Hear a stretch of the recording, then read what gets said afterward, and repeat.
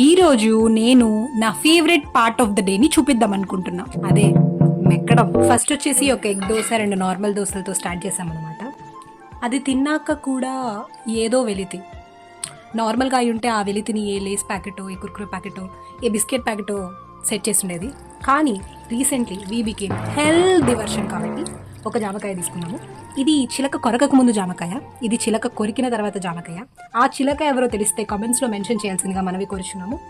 కొత్త రావడం. నెక్స్ట్ వచ్చేది మ్యాక్స్ ఫ్రై, గుత్తి వంకాయ కర్రీ అండ్ సొట్టబోయిన బాయిల్డ్ ఎగ్తో అలా కాని చేసామన్నమాట.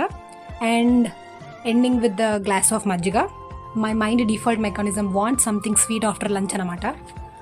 అలా after some search operation in fridge ఇదేదో దొరికింది. టేస్ట్ వచ్చేసి మన చింటూ గాడికి ఎలా అనిపించిందో అడుగుదాం. నచ్చిందా చింటూ? ఒక చింటూ వచ్చింది.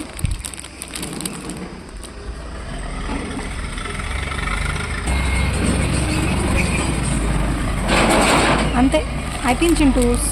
కొత్త రావడం. నెక్స్ట్ వచ్చేది మై ఫేవరెట్ చేపల కూర విత్ రాగి సంగటి. అందుకే ఈవినింగ్ నుంచి తుత్తరపడి కడుపులో ఏ గడ్డి వేయకుండా డిన్నర్కి రాగి సంగటి విత్ చేపల కూర కుమ్మేసాం అనమాట.